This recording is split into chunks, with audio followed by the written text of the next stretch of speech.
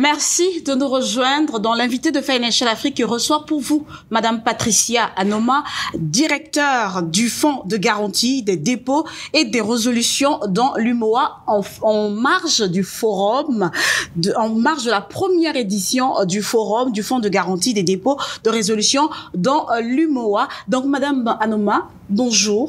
Bonjour Madame Mabika. Merci d'avoir accepté notre invitation. C'est un plaisir. Et de vous prêter à notre jeu de questions-réponses. Je le disais tantôt que vous êtes directeur du Fonds de garantie des dépôts et de résolution dans l'Union monétaire ouest-africaine. Alors, pourriez-vous nous expliquer quel est le rôle principal de cette institution, pour commencer, et son importance dans le système bancaire dans la région? Je vous remercie et je tiens à remercier Financial Afrique pour nous permettre de communiquer un peu mieux sur le rôle du Fonds de garantie des dépôts et de résolution dans l'UMOA, qui est une institution financière communautaire qui a été créée en 2014, rendue opérationnelle en 2018. Et cette institution a justement vocation à venir compléter le dispositif du filet de sécurité financière à l'échelle de l'Union. Vous savez que dans le cadre de la réglementation et de la surveillance bancaire et financière, nous avons différentes institutions qui ont été créées par les autorités publiques. La Banque centrale qui a pour rôle de réglementer le système financier, la Commission bancaire qui, elle, assure le rôle d'autorité de surveillance et de supervision, et le fonds de garantie qui vient lui être l'instrument financier pour mettre en œuvre les décisions qui seraient prises par l'ensemble des membres du filet de sécurité financière afin de maintenir la stabilité financière. Et bien sûr, tout ceci sous, bien sûr, le regard des États qui sont partie prenante à part entière de ce dispositif. Donc, notre rôle, c'est d'apporter des ressources financières pour régler des problèmes. Stabilité financière, une expression qui est beaucoup revenue dans les échanges lors de la première partie. Alors, comme on vous a en face de nous, pourriez-vous détailler le fonctionnement du système d'assurance dépôt au sein de l'UMOA? Comment les dépôts des clients sont-ils protégés en pratique? Écoutez, dans la pratique, nous avons une réglementation qui prévoit que sont éligibles au fonds tous les déposants, en quelque sorte, qui ne sont pas institutionnels. Si je veux résumer cela, donc nous ne couvrons pas des assureurs, nous ne couvrons pas les caisses de prévoyance sociale, mais nous couvrons les dépôts d'individus ou d'entreprises, par exemple. Et ces dépôts font l'objet d'une déclaration auprès de notre institution par les établissements de crédit ou par les institutions de microfinance, et sur la base des conditions opérationnelles qui ont été édictées par le Conseil des ministres, chacune de ces institutions financières paie des contributions qui rentrent dans le fonds et qui restent acquises au fonds.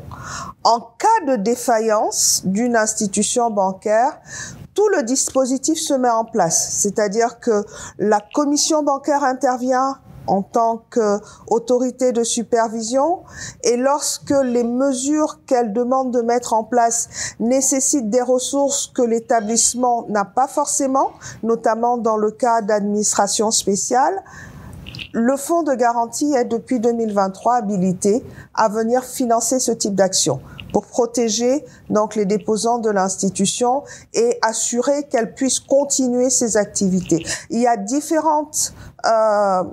toute une panoplie de mécanismes de sauvegarde d'une institution qui rentre dans des difficultés, et le fonds est habilité à intervenir, que ce soit en prévention, en résolution, et de façon ultime, lorsque toutes les solutions qui ont été recherchées n'ont pu porter de fruits et que la décision est prise de retirer l'agrément à cette institution, le fonds se substitue à ses déposants, leur retourne dans la limite des plafonds fixés par les autorités une partie ou tout la totalité de leurs ressources et ensuite se retournent vers le liquidateur pour pouvoir se faire rembourser.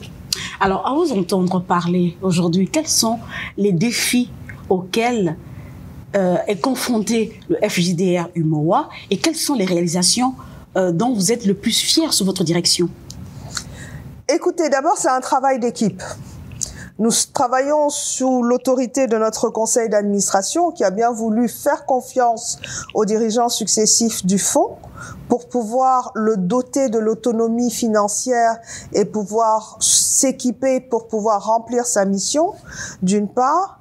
Mais nous travaillons également dans le cadre de dispositif international puisque le fonds est membre de l'Association internationale d'assurance dépôt, l'IADI. Ainsi, nos plus gros défis seront non seulement de continuer à renforcer et à consolider notre assise financière pour pouvoir faire face aux éventuelles difficultés d'une institution membre du fonds, mais également de moderniser nos opérations, notamment en utilisant une technologie plus avancée, plus innovante, adaptée à notre environnement, puisque nous avons, en termes de protection des dépôts, à nous adapter au type de déposants que nous avons, y compris dans les zones rurales. Et dans ce cas-là, à être en mesure de réagir rapidement pour leur permettre de disposer des ressources qui, pour eux, sont souvent vitales et souvent vitales à très court terme. Alors, donc, nous allons aborder avec vous le dernier volet de cette entrevue. Comment les récentes évolutions réglementaires ont-elles affecté le fonctionnement et la stratégie du FDGR UMOA? Y a-t-il de nouvelles initiatives ou adaptations en réponse à ces changements? Merci, Madame Malika.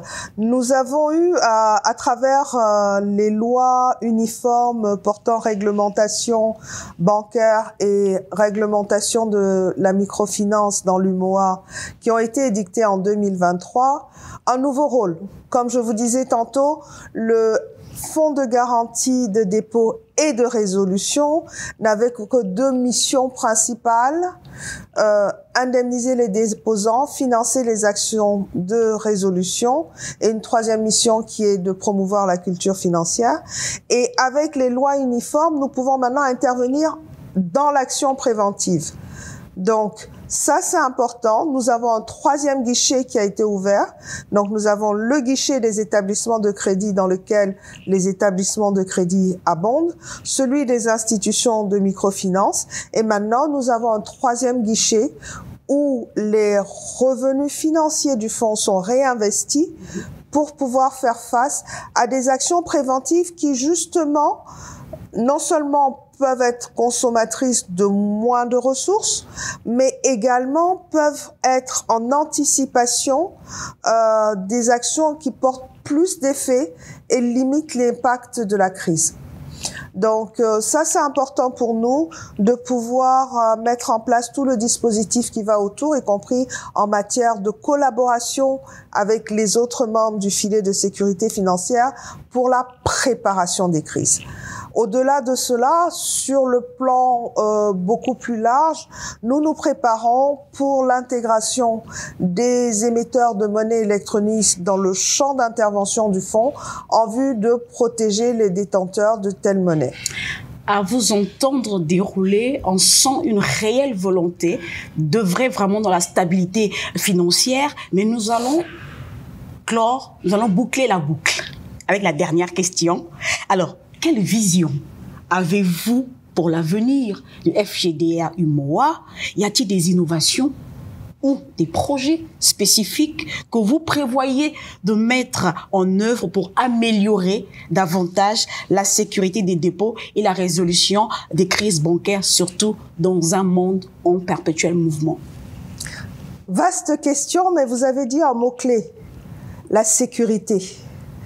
La sécurité et la protection. Alors, puisque nous nous adressons également aux lecteurs de Financial Afrique, je voudrais prendre des analogies pour essayer de bien faire comprendre comment le dispositif fonctionne.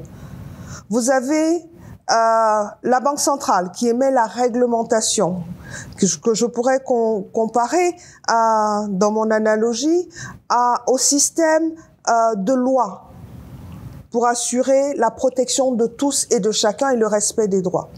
Vous avez la commission bancaire qui est un peu, je dirais pas la police, mais l'institution qui est chargée de veiller à l'application de ces lois et de cette réglementation. Et puis vous avez le fonds qui est un peu comme le pompier et qui vient pour éteindre l'incendie afin qu'il y ait le moins de dégâts possible. Et pour le faire, nous devons être capables d'agir rapidement, nous devons être capables d'agir avec les bons instruments et nous devons être capables d'agir avec le niveau de ressources suffisant. Tels seront nos défis et nous y travaillons avec beaucoup d'abnégation pour pouvoir servir d'abord les déposantes de l'Union monétaire ouest-africaine.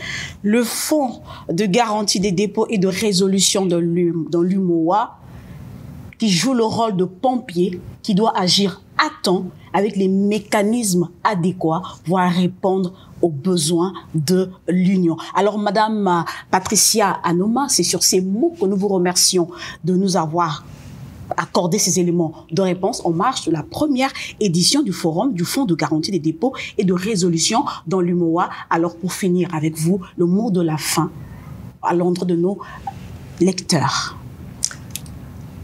La stabilité financière est l'affaire de tous, pas simplement des institutions qui ont été créées pour la garantir.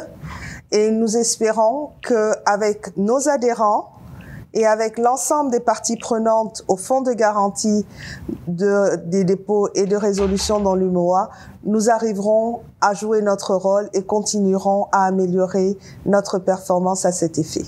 C'était là Madame Patricia Anoma, directeur du FGDR UMOA. Merci à vous de nous avoir suivis. C'est tout pour l'invité de Financial Afrique. Le prochain rendez-vous est pris dans un autre événement, mais surtout, restez connectés.